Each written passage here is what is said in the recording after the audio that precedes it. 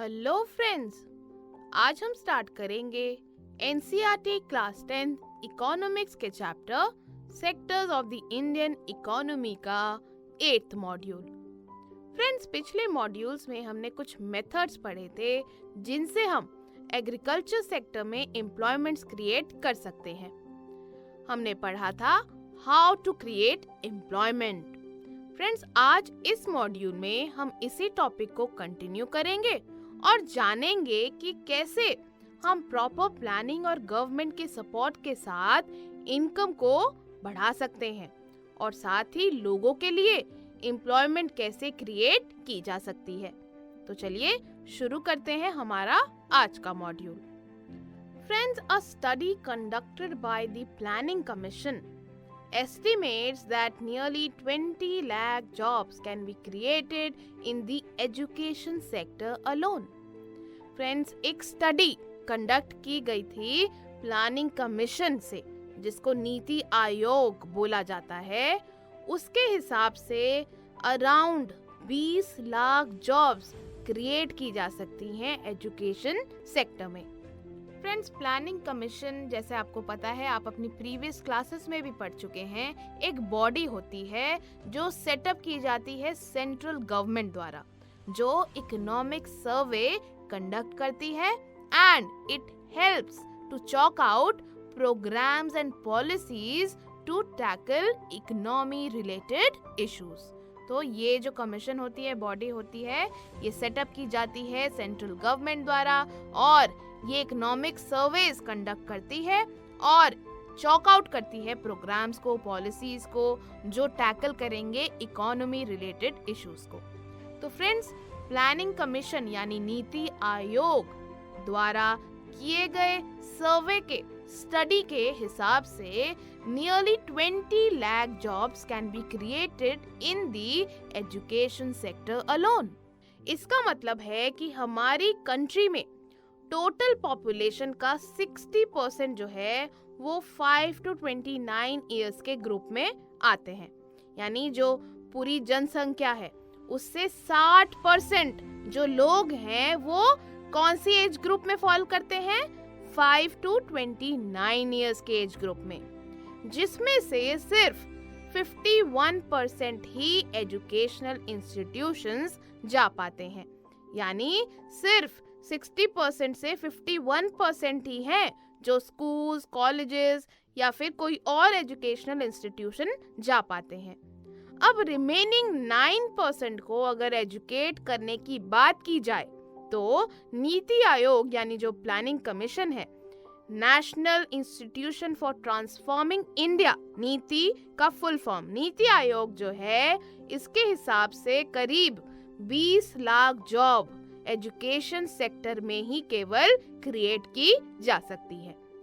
इसमें स्टूडेंट्स के लिए स्कूल बिल्डिंग्स में काम करने वाले लेबर्स से लेकर टीचर्स और स्टाफ सब आते हैं।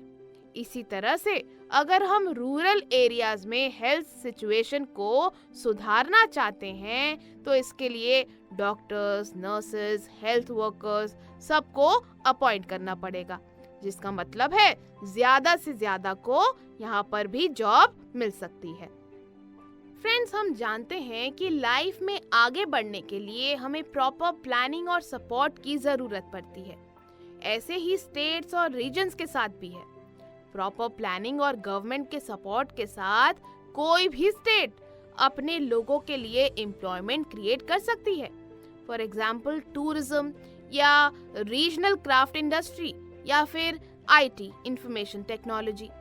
फ्रेंड्स, एज पर Niti Aayog, if tourism as a sector is improved, every year we can give additional employment to more than 35 lakh people।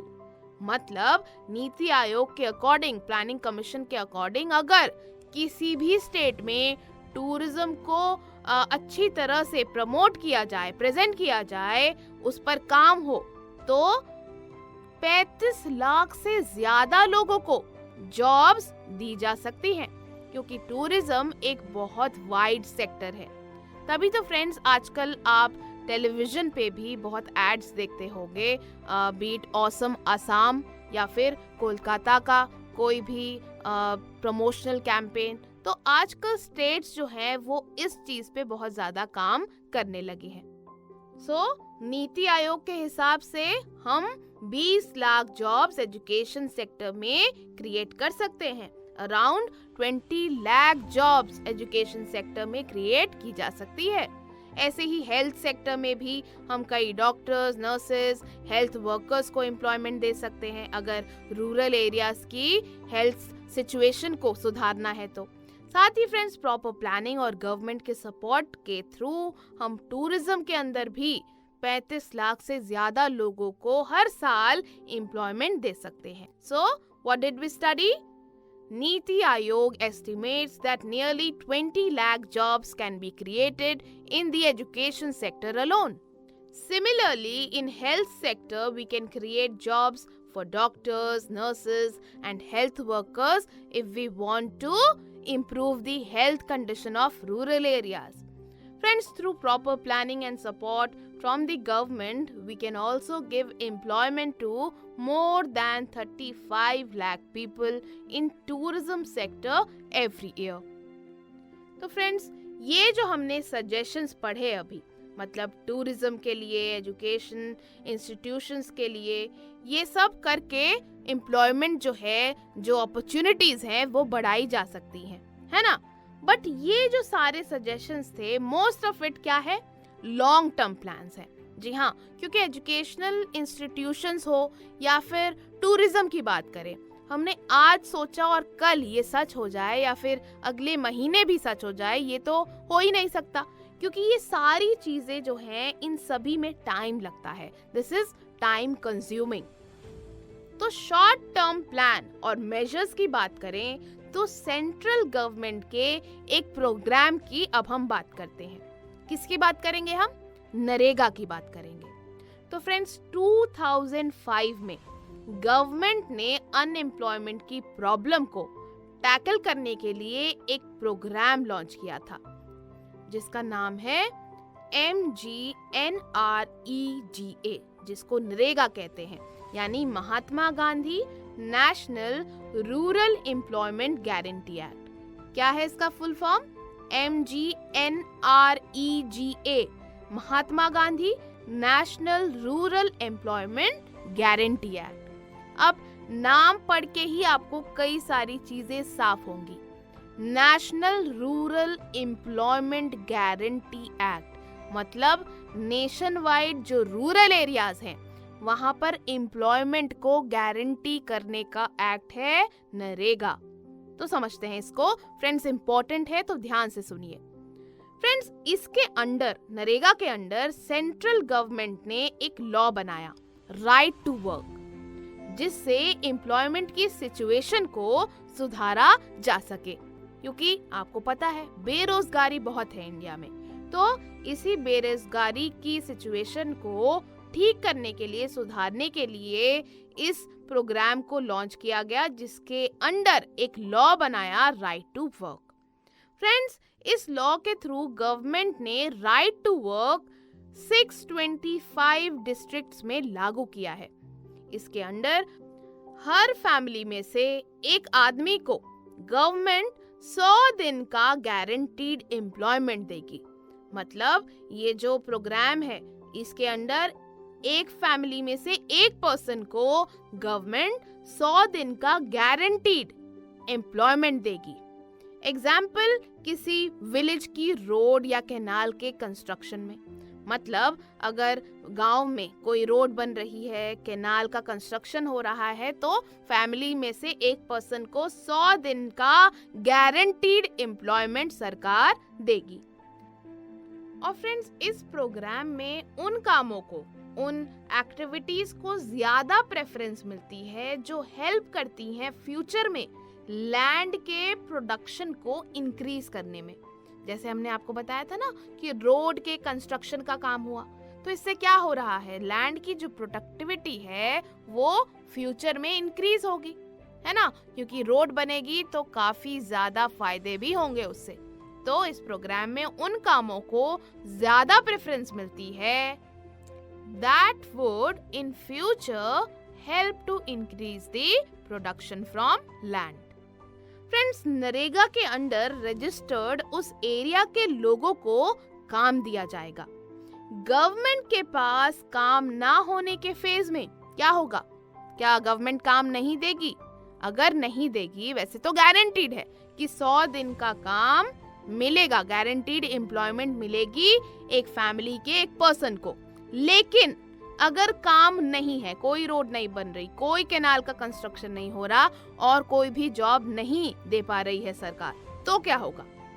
तो फ्रेंड्स, गवर्नमेंट रजिस्टर्ड लोगों को अनएम्प्लॉयमेंट अलाउंसेस यानी बेरोजगारी भत्ता देगी, यानी बिना किसी काम के उनको सैलरी देगी, डेली अलाउंस देगी सरकार। तो ये सारी चीजें नरेगा के अंडर आती है। तो फ्रेंड्स, हमने क्या क्या पढ़ा? हमने पढ़ा कि टाइम की डिमांड को देखते हुए, मतलब शॉर्ट टर्म प्लान मेजर्स को देखते हुए बनाने के लिए गवर्नमेंट ने राइट टू वर्क का लॉ बनाया अराउंड 625 डिस्ट्रिक्ट्स में। इसको Mahatma Gandhi National Rural Employment Guarantee Act 2005 कहते हैं, नरेगा। फ्रेंड्स, गवर्नमेंट इसमें 100 दिन की गारंटीड एम्प्लॉयमेंट अनएम्प्लॉयड लोगों को देती है। गवर्नमेंट के पास काम ना होने के टाइम पर अनएम्प्लॉयमेंट अलाउंसेस भी इनको मिल जाते हैं। मतलब अगर 100 दिन का ये जो एम्प्लॉयमेंट प्रॉमिस किया है, ये अगर सरकार किसी रीजन से नहीं कर पा रही है, तो लोगों को जो बेरोजगारी भत्ता जिसको कहते हैं अनएम्प्लॉयमेंट अलाउंसेस, वो देते हैं। So, let us revise once again. Recognizing the need for quick measures, the central government in India made a law implementing the right to work in about 625 districts of India. It is called Mahatma Gandhi National Rural Employment Guarantee Act 2005, MGNREGA 2005. Friends, under this program, guaranteed 100 days of employment in a year is provided to unemployed people by the government. And if the government fails in its duty to provide employment, it will give unemployment allowances to the people. तो friends, समझ आया आपको? ये था friends हमारा आज का module, और इसी के साथ जो टॉपिक है how to create more employment, इसको हमने कवर कर लिया। तो चलिए अब इस मॉड्यूल की एक्सरसाइज करते हैं।